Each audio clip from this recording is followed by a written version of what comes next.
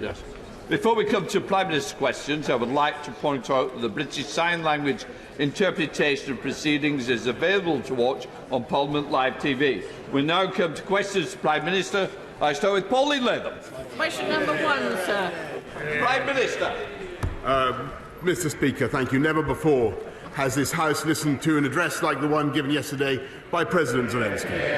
And so I want to tell the House that, working with our friends and allies across the free world, we will be doing even more in the coming days to protect the people of Ukraine. And, Mr. Speaker, my right honourable friend, the Defence Secretary, will be setting out more details for the House later on. Mr. Speaker, this morning I had meetings with ministerial colleagues and others. In addition to my duties in this House, I shall have further such meetings later today. Pauline Latham. Thank you, Mr. Speaker. My son Ben died from an aortic dissection at age 44, leaving a wife and 2 young children, a condition which kills 2,000 people every year needlessly, more than die on the roads. Most people do not know anything about this condition until it devastates their family, like mine. So many of these cases are preventable by identifying those at risk and early and accurate diagnosis. Would the Prime Minister commend the work of the Aortic Dissection Charitable Trust in working with all aspects of the patient pathway about this condition, and in particular, will he commit to public funding for research into the diagnosis of aortic dissection and into genetic screening for it? Prime Minister.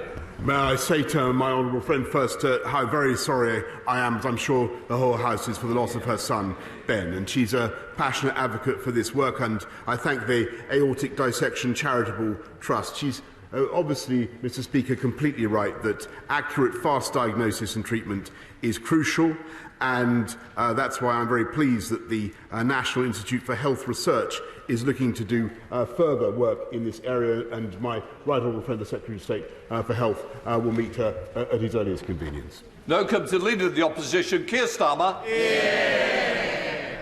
Thank you, Mr. Speaker. The typical energy bill is going up by £700 next month, and that's because of pressures before Russia invaded Ukraine. The Chancellor's solution?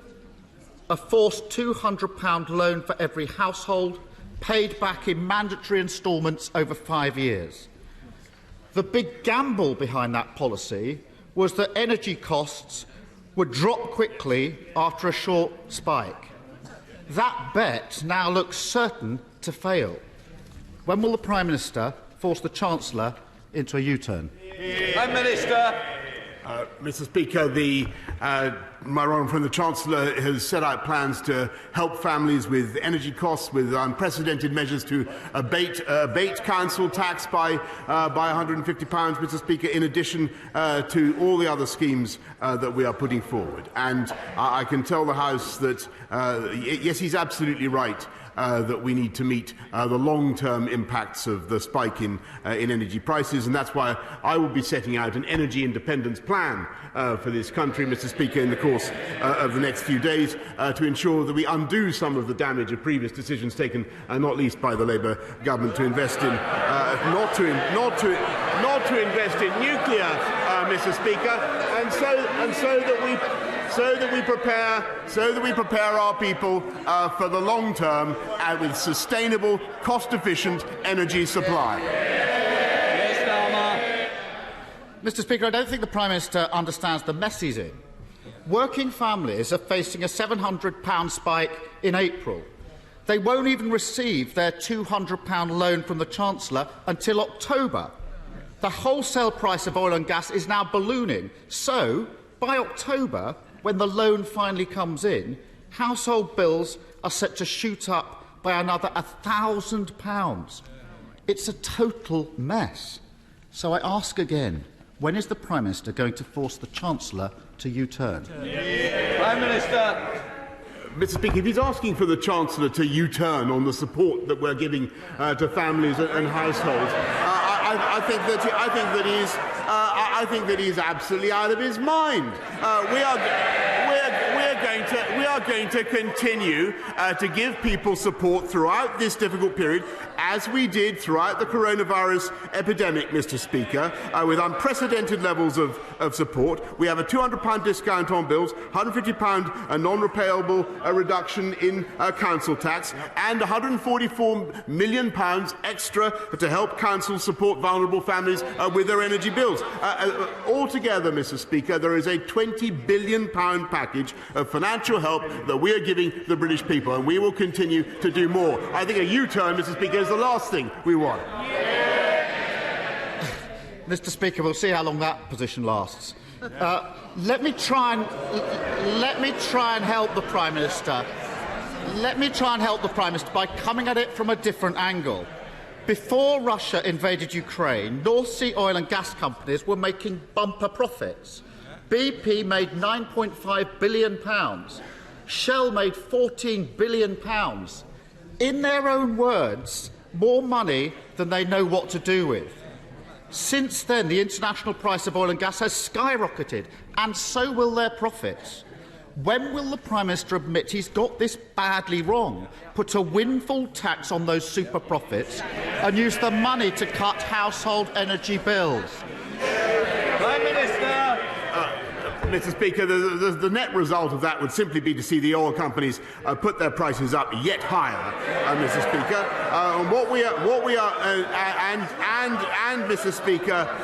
Mr. Speaker, make it more difficult for them to do what we need them to do, and which I think, by the way, Mr. Speaker, they are doing very responsibly at the moment, and that is divesting from dependence on Russian oil and gas. And that is the way forward for this country. It is to take a sober, responsible approach, end our dependence on hydrocarbons altogether, and particularly Russian hydrocarbons, and we are taking steps to rectify some of the mistakes made by the Labour government and have a long-term, sustainable, independent energy supply policy. That's what this country needs. Protecting energy profits, not working people. Doesn't that say it all?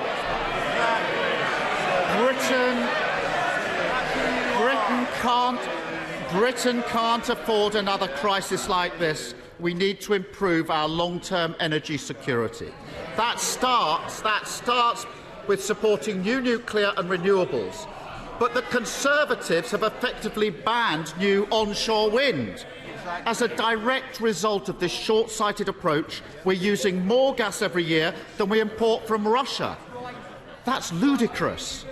So will the Prime Minister relax planning laws, end the block on onshore wind, and stop supporting policies that make us so dependent on foreign gas? Prime Minister. Mr. Speaker, it's thanks to the policies that this government has pursued that we actually only are dependent on Russian gas for 3% of our gas needs, unlike virtually every other European country, Mr. Speaker. It's thanks to the massive investment that we've had in renewables, Mr. Speaker, that we are, as I've said many times in this House, the Saudi Arabia of wind power, producer of more offshore wind than virtually any other country in the world, Mr. Speaker. And I think he just, by the way, I think he just committed to supporting, this may be news to some of his party, but he just committed to supporting more nuclear power. Great news. There is more joy in heaven, Mr. Speaker. There is more joy in heaven over one sinner that repenteth, Mr. Speaker, than over 100. I'm delighted, and those were the people, Mr. Speaker, who cancelled our nuclear efforts. They were in power. They did completely the wrong thing. I'm delighted to welcome them now into the fold. Come off it. Labour is pro-nuclear. This Prime Minister can't get a single brick laid of a new nuclear plant. Energy security isn't just about supply. It's also about reducing demand. Our housing stock is the least efficient in Europe. That's why Labour set out a plan to upgrade the 19 million British homes that desperately need it within a decade, saving families £400 on their energy bill and cutting UK gas imports by 15%. Whereas all the government have is a failed policy. Taking all their announcements together, it will take 75 years to deliver the upgrades that we need. That's a lifetime when we need urgent action. When is the Prime Minister going to get on with it? Prime Minister. Well, Mr. Speaker, I just remind the House that under the Labour government, our nuclear output fell from I think about 25% to about 10% of our energy needs. As I recall, it was because of the decisions that they took. We're now going to rectify it, Mr. Speaker, and we're helping households. He asked about the cost of energy bills. We're helping households with the cost of energy bills to the tune of £9.1 billion. Now, why can this government afford to do that? Why can we afford to put huge quantities of taxpayers' money into supporting households and their energy costs? I'll tell you why, Mr. Speaker. It's because we've got the fastest growth in the G7. And don't forget that if we'd listened to Captain Hindsight, we'd have stayed in lockdown and we'd have never achieved it, Mr. Speaker. Keir Starmer. 12 years in power, that's the best he can do. The Ukrainian people, Mr. Speaker, the Ukrainian people are fighting for democracy. We must stand with them. That means taking the toughest possible measures against Putin. And let's be honest, there will be costs here at home. We can withstand those costs, and we must, by using a windfall tax to keep bills down for working people. By starting a new era of energy policy, never again at the mercy of a dictator, supporting new nuclear after years of neglect, sprinting on renewables, including onshore wind, and an urgent national mission to upgrade homes, ending years of dither and delay. So why is the Prime Minister offering the same failed energy policy that cast us into the security crisis and allowed bills to rocket? Mr. Speaker, Sorry, Prime Minister. I want to hear the answer, but also standing up's not going to catch my eye. In fact, it's got the opposite effect on me. Prime Minister. Mr. Speaker, what we are junking is the failed energy policies that left us without enough nuclear power, Mr. Speaker. And what we are going to do is go forward with policies that allow this country to be independent in our energy supply, maximising renewables, Mr. Speaker, making sure that we use transitional hydrocarbons and going for nuclear as well. As I say, I'm overjoyed that Labour now seems to occupy that position. But what we will also do, Mr. Speaker, and here he has been supportive, is make sure that as a House of Commons we work together to maintain our opposition to Vladimir Putin's vile war in Ukraine. And that, together with the toughest possible economic sanctions, by maintaining our military support for the people of Ukraine, I have no doubt that though there will be dark days ahead and difficult times, Mr. Speaker, we will come through it stronger. And I have no doubt that Vladimir Putin will fail and we will succeed in restoring a sovereign and independent Ukraine. Thank you, Mr. Speaker. For over 2 decades, Thames Water has been trying to build a reservoir in my constituency that would be over 30 metres high and cover the equivalent of over 2,500 football pitches. This has been a shadow over the local community, who don't think they've proven the need for this proposal. Does my right honourable friend agree that if a company seeks to do something like this, it has to show why it's needed, why it's better than the alternatives, and what the environmental impact will be? They can't behave as though it's inevitable, whether the local community want it or not. Prime Minister. Well, Mr. Speaker, I thank my honourable friend. He's a fantastic champion for his constituents in Wantage. As I understand it, the decision on the Abingdon Reservoir has not actually been made, but we would expect Thames Water to consult further on the proposal, and I know that they will have heard the points that my honourable friend has rightly made. We now come to SNP leader Ian Blackford. Thank you, Mr. Speaker. We are now 14 days into Putin's war, and in that time I've generally tried to work constructively with the UK government, and I will continue to seek to do this. However, nobody should support this government when it comes to the response to the refugee crisis. 760 visa approvals in 2 weeks is disgraceful. In that time, Poland has taken over 1.2 million refugees. Hungary has taken over 190,000 refugees. Germany has taken over 50,000 refugees. Italy, over 7,000 refugees. Ireland, a country of just over 5 million people, has given sanctuary to 3 times as many refugees as the United Kingdom. These numbers don't lie. They tell a devastating truth.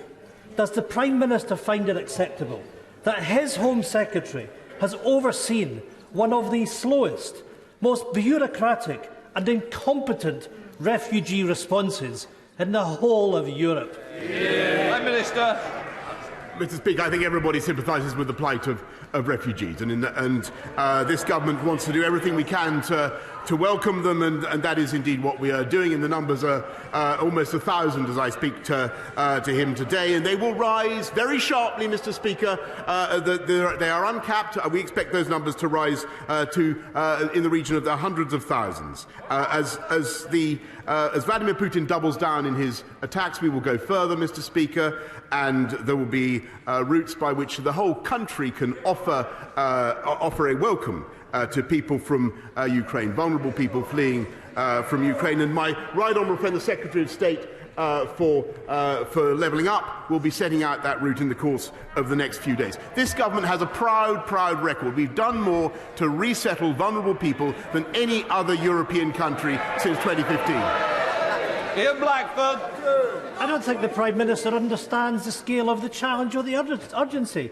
These are people fleeing war crimes, torn apart from their families as their homes are shelled, and the Home Secretary is blocking them with endless paperwork. This isn't just incompetence, this is ideology.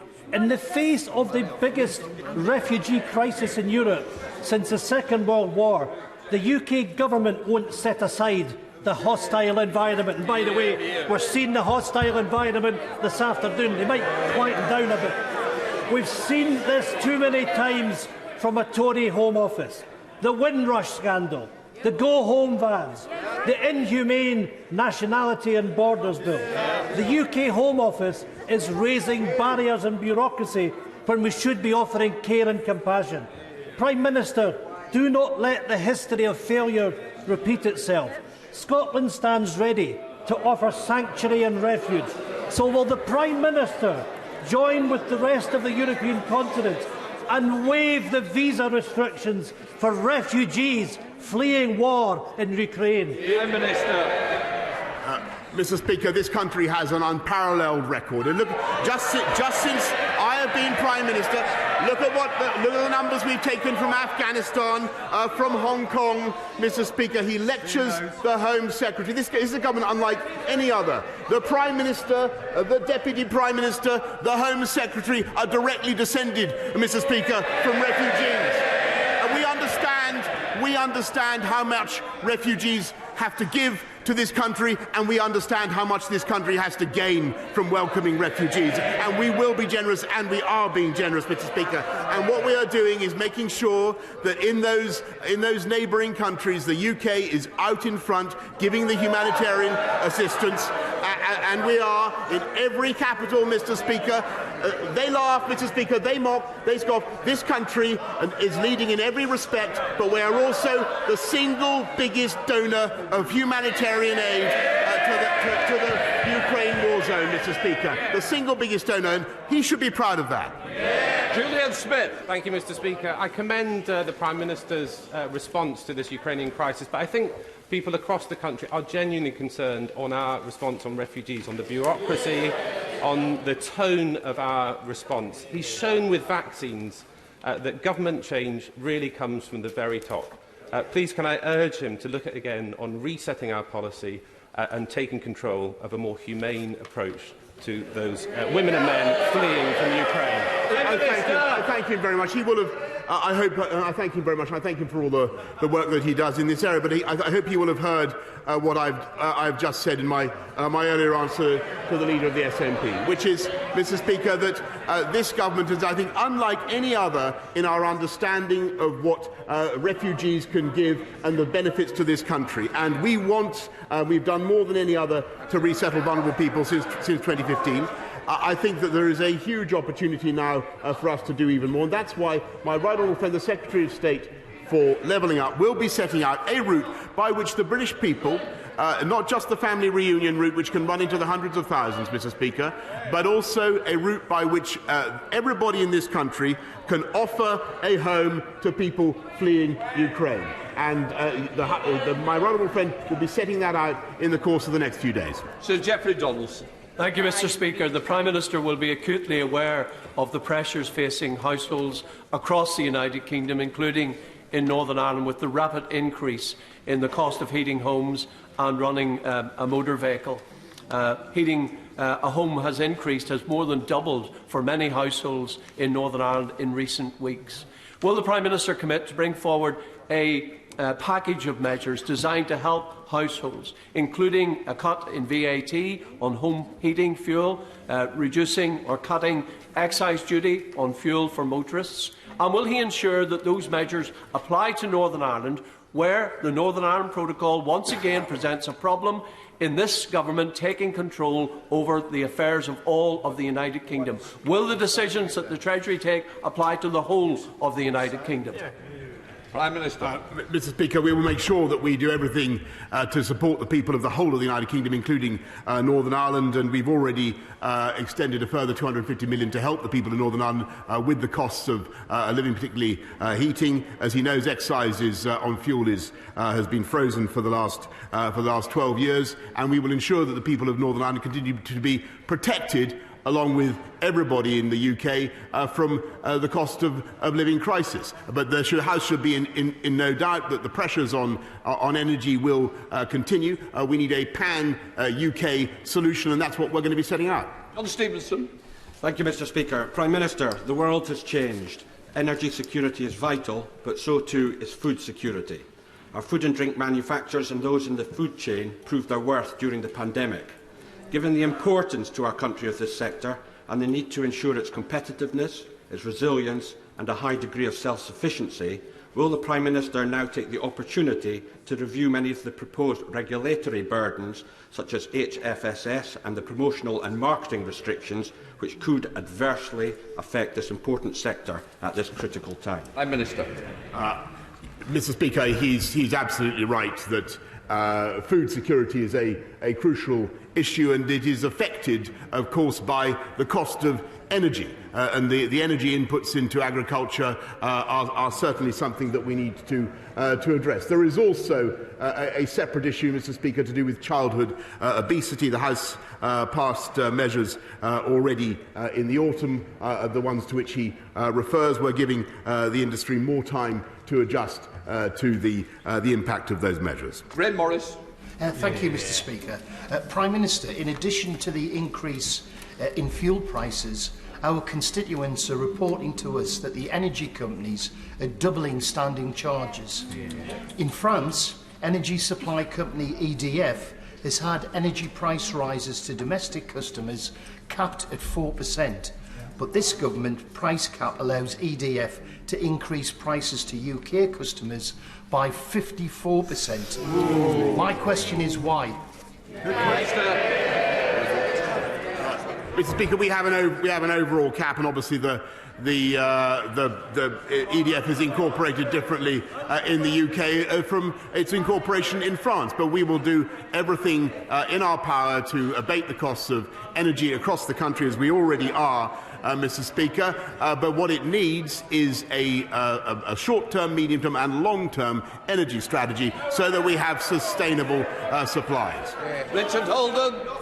Thank you very much indeed, Mr. Speaker. Soon after I was elected, I found out that at Shotley Bridge, an 8-bedroom community, bed community hospital in my constituency is replaced with a 0-bed unit, something some Labour councillors had known about but said nothing about during the election campaign. After campaigning hard with ministers and the Secretary of State and working with my local NHS trust, a new 16-bed unit is now in the final stages of planning and has been confirmed as part of this government's hospital building programme. Can the Prime Minister confirm that this new community hospital is now full steam ahead, and will he commit to coming to concert to kick off the building works if the plan goes ahead by the end of next year? The Prime Minister. Yes, Mr. Speaker, I'm delighted there'll be a new hospital at Shotley Bridge. I congratulate him on all the work he's done to lobby for it. And, Mr. Speaker, what it proves that this government is getting on, in spite of the pandemic, in spite of war in Ukraine, this government is getting on with the job. Thank you, Mr. Deputy Speaker. I've just been to a very harrowing meeting with families affected. They have members of families in care homes and hospitals, and they've suffered unjustifiable denial of access to those loved ones, and have been massively restricted. And it continues despite the post-COVID environment. Would the Prime Minister be prepared to introduce legislation to make access to loved ones in care homes and hospitals a legal right and not at the discretion of the care home or the hospital concerned? Prime Minister. Mr. Speaker, I thank him very much, and I think everybody understands the anguish of people who haven't been able to see their loved ones during the pandemic. We have relaxed the restrictions in care homes, as he knows. I'd be very happy to offer a meeting for him and the relevant health minister to discuss his further concerns. John Penrose. Mr. Speaker, the government's already stopped issuing golden visas, so they can't be exploited by oligarchs and crime lords. But some could already be here, living in luxury London penthouse flats they've bought with dirty cash. So, will the Prime Minister pledge that anybody who is put on the sanctions list in the coming days and is already in the UK on a golden visa will have it ripped up so they can be thrown out? Prime Minister. Yes, Mr. Speaker, I can tell him that, and I thank the House for what we've done to accelerate the economic crime measures, because we will be able to whip aside the veil of anonymity. Mr. Speaker, the ownership of these luxurious dwellings to which he refers will be exposed, and yes, we will be able to take away their ability to remain in this country. Barbara Keeley. Thank you, Mr. Speaker. As energy costs spiral, I want to raise the issue for people who use extra electricity to charge their electric wheelchairs, or to run ventilators, or a stair lift. It is not right that people with a disability or a serious medical condition should face unmanageable debt, or going without food to pay the cost of electricity on which they absolutely rely. They need a real cut to their bills right now. So why isn't the Prime Minister looking at drawing on the profits of the North Sea oil and gas companies to help the most vulnerable families with those costs?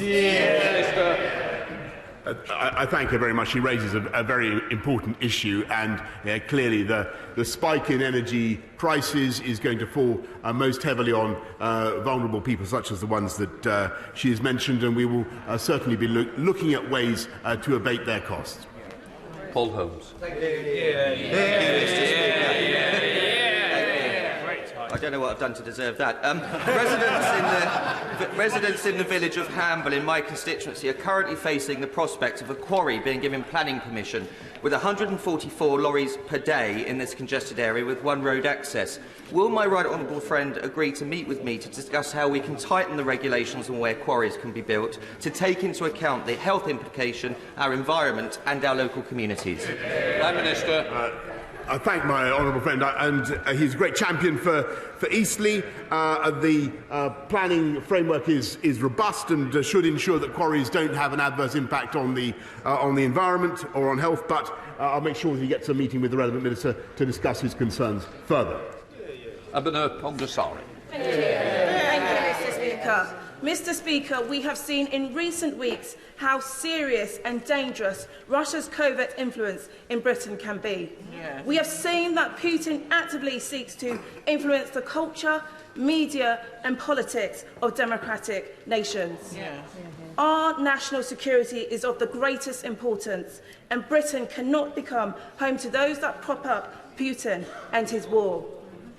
With that in mind, has the Prime Minister ever overruled security service advice when appointing a peer to the other place? Prime Minister. No, Mr. Speaker, and actually the Kremlin has singled out the UK for being in the lead on global sanctions, and as they have, and Mr. Speaker, in leading the world in defiance of the odious war that Putin is leading in Ukraine. Greg Clark. Yesterday, President Zelensky drew on the words of Churchill in this chamber. And as we salute the courage of the people of Ukraine, it reminds us that we can meet in freedom today only because of the courage of a generation of men and women who, in the Second World War, defended us from annihilation. Among them is my friend, Flight Lieutenant Colin Bell, DFC, who flew his de Havilland Mosquito in 50 missions over Nazi Germany. Colin Bell is with us today. On Saturday, he celebrated his 101st birthday. Will the Prime Minister join me in wishing Colin a very happy birthday and thanking him for what he did for allowing us to be here today? Mr. Speaker, I think the whole House will want to join me in thanking him and wishing Colin Bell a very happy 101st birthday. Brendan O'Hara. Thank you, Mr. Speaker. People across these islands have displayed remarkable generosity, including in Argyll and Bute, where Oban Helps Ukraine have been overwhelmed by donations of money, of clothes and of offers of shelter. Sadly, this government's reluctance to allow fleeing women and children to come here lags far behind the desire of the people here to provide them with a roof and a bed. Doesn't the Prime Minister fear that when this war is concluded, and despite whatever else it may have done, that his government will stand accused of lacking the one thing the Ukrainian people needed most: basic humanity? Prime Minister. Mr. Speaker, I really don't think that question reflects the views of people around the world, and nor does it, Mr. Speaker, does it reflect reality, because this government has done more than any other European country to support people by way of direct bilateral humanitarian aid, Mr. Speaker, and we have two very generous schemes for allowing people to come to this country. This is a government that believes in welcoming people fleeing from zones of conflict. And, Mr. Speaker, if he shakes his head, look at our record. Look at what we've done. Just in the last 2 years, and he should be proud. He should be proud of what we've done. Maynard. Thank you, Mr. Speaker. We were pleased to welcome both the Prime Minister and the Secretary of State to Blackpool the day after the launch of the Doubling Up White Paper. Will he meet with me to discuss how we can make sure that Blackpool is not just a testbed for innovation in many of the areas of Doubling Up, but a showcase for the impact it can have on the community that I represent? I thank him for his wonderful work in Blackpool for communities he represents, and it was fantastic to be with him and to see the increase, the extension and the upgrading of the tram network in Blackpool, Mr. Speaker, that will help to drive the economy and help to bring high-wage, high-skilled jobs in just the way that we hope to do that across the whole of the UK as we get on with levelling up. Ed David. Speaker, in the months before World War II, the UK took in over 60,000 Jewish refugees fleeing Nazi persecution. Over half a century ago, we took in over 27,000 Ugandans expelled by Idi Amin. Since then, we've taken Tamils escaping civil war, Bosnians escaping genocide, and Syrians escaping Assad. But this week, the Home Office turned away hundreds of Ukrainian refugees escaping Putin's bombs because they didn't have the right paperwork. Can the Prime Minister not see that this flies in the face of our country's proud tradition of providing sanctuary? And since the Home Office clearly isn't up to the task, will the Prime Minister send in armed forces personnel to speed up the process so Ukrainian refugees can come here quickly and safely? Prime Minister. Mr. Speaker, I thank him very much, and the whole House wants to do as much as we can and as fast as possible. But what he says about the UK is, I'm afraid, completely wrong, Mr. Speaker, because we have visa centres open in Warsaw, in Budapest, in Prague, in Jeszczał, in Poland, in Chisinau, in Moldova, Bucharest, and elsewhere, Mr. Speaker. We've already got 1,000 people in under the existing scheme. That number will climb very sharply, Mr. Speaker. Look at what we've done already. 15,000 from Afghanistan, 104,000 applications from Hong Kong Chinese, and I think there were about 25,000 from Syria. No one has been turned away, Mr. Speaker. That is simply, we want to be as generous and Mr. Speaker. It is important to have checks. Let me make this point to the House, because I think people need to understand. There are some people, Mr. Speaker, who would like to dispense with checks altogether and simply to wave people through. And I've got to say, and I hear the voices on the benches opposite. I do think that is irresponsible, and that is not the approach that we should be taking. The Schengen countries have a different arrangement. We must be in no doubt, as I said in answer to a previous question, the Kremlin has singled out this country for the approach that we are taking.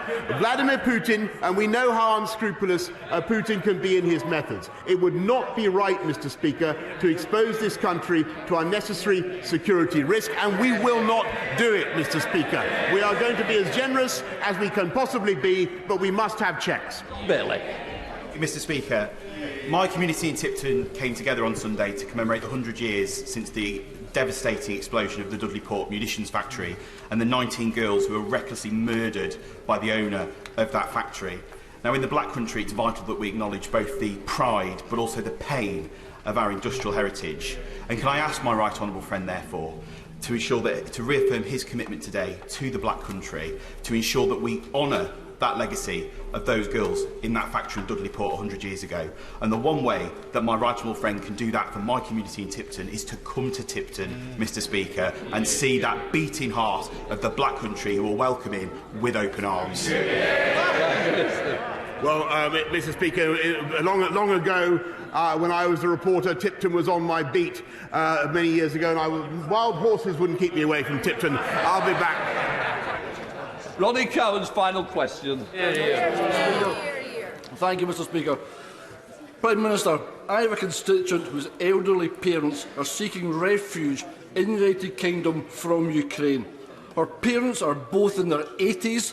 They've made it to Hungary. They went to the visa application centre, as instructed by the Home Office hotline, and they were told, come back on the 22nd of March. Then, and only then, will their biometrics be processed. That is a harsh reality, no spin, no subterfuge. Prime Minister, when will refugees from the Ukraine be welcome into the United Kingdom? Prime Minister. Listen, I thank you. If you'd be kind enough, I'd be grateful if you'd pass me the details of the case that he mentions, and I'd be happy to give it to my right honourable friend. We are moving heaven and earth, Mr. Speaker, because we understand the value to this country of refugees. We also understand the imperative of helping people fleeing a war zone in terror, and that's why the people of this country want to open their arms, and we are going to help them to do it, Mr. Speaker, with a new humanitarian route in addition to the family reunion route that we have already set up. That family reunion route alone, Mr. Speaker, could bring hundreds of thousands of people here, and I think the whole House understands that. We will do even more through the new humanitarian route. That's the end of Prime Minister's questions. Please leave quietly.